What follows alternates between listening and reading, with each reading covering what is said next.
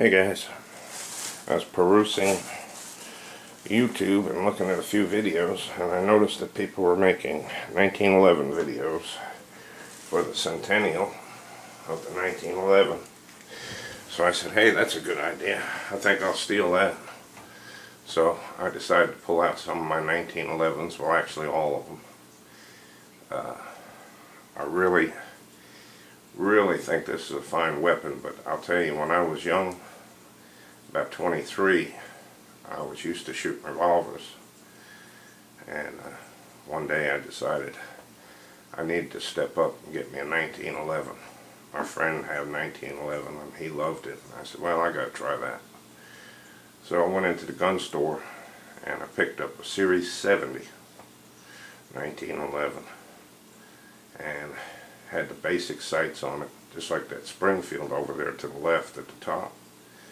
Very rudimentary sights on it. Called my friend up, said, hey, I finally got me a 1911. So we went out to a place that we always shot at, which back then you could shoot just about anywhere. And at the time I was pretty proficient with a revolver. And I picked this up and I loaded it and I shot at my target.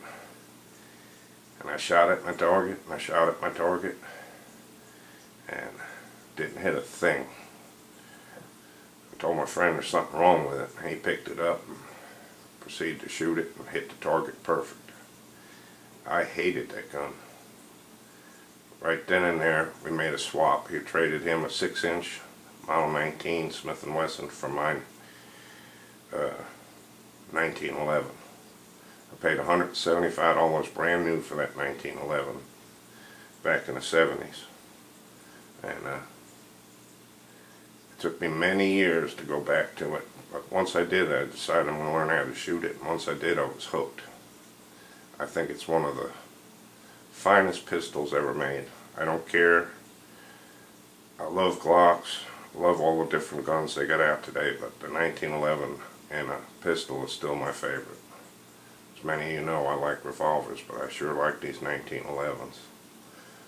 They're my favorite. I grew up reading with Jeff Cooper in Guns and Ammo. I don't know if some of you younger guys remember him, but you older guys will. And that was his, Jeff Cooper, that's all he ever shot. That was his ultimate weapon. I copied a little quote here from Jeff Cooper. He said, the 1911 pistol remains the service pistol of choice in the eyes of those who understand the problem. Back when he audited the FBI Academy in 1947, I was told that I ought not to use my pistol in their training program because it was not fair. Maybe the first thing one should demand on his sidearm that it is that it be unfair. He believed that that was the ultimate handgun to own and to use for self-defense. And if you guys don't know Jeff Cooper, you need to look him up on the internet. I think you'd really get a kick out of some of his sayings and read about him. He had actual experience with it. He used to run the gun site out in, I think it was Arizona, and he was quite expert with the 1911.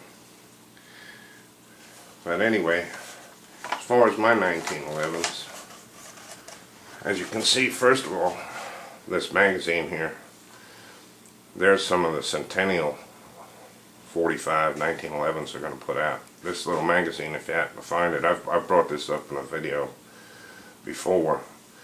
If you find this magazine, it's got a lot of eye candy in it. It's got a lot of the new Centennials, and this one here, let me move these. This is the Kimber, there's the Colt, and that's the Para. And there's just a few of the Centennials that are going to be coming out this year that I think will be pretty interesting. Of course, they're going to be expensive, and I doubt I'll be getting any. I wish I could. But my first one right here is the Springfield Armory 1911, no frills on it. Got a nice set of grips on it. Of course, it's in stainless steel, as you can see. So that made it a little more expensive, but it's I haven't shot it yet, and I'm planning on doing that real soon. But from what I've heard from other people that own it, it's really a super gun. Then over there, right here, I've got my Kimber with the fancy grips that Gary Mandevin gave me, that I use in a lot of the videos. And up here I've got a 1911 knife that'll take the grips for a 1911. You can put any kind of grips you want on it. It's kind of a neat knife. I got that from Humans for Target, Paul. Bought that off of him. Then over here I've got my Kimber Ultra Carry 2 with 3-inch. It weighs about 25 ounces, whereas these weigh about 38 ounces. So it's definitely a difference. It's a nice carry gun. It holds 7 rounds, and I think it's one of my prettiest 1911s for sure, and one of my favorites. Then this one right here is my Colt, and it's a Series 80. I don't know if you can see that, but it's a Series 80. And I really can shoot good with this gun. Nothing fancy on the sights there, but for some reason I can really shoot well with that gun. I shot it with a friend of mine, and he was impressed that I could hit so well with it. It just feels good in the hand, and I shoot real well with it. And then here's my little Colt Defender, another ultra compact, similar to the Kimber, and I recently got that. This one weighs about 23 ounces, and another gun I haven't shot, but I'm going to get around to shooting it.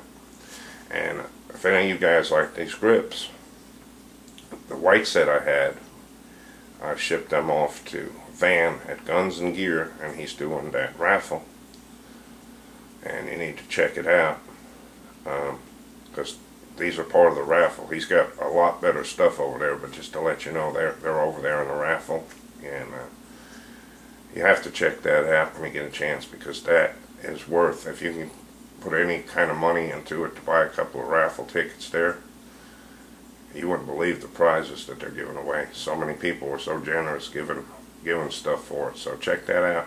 I'll try and put a link up there for Guns and Gear. And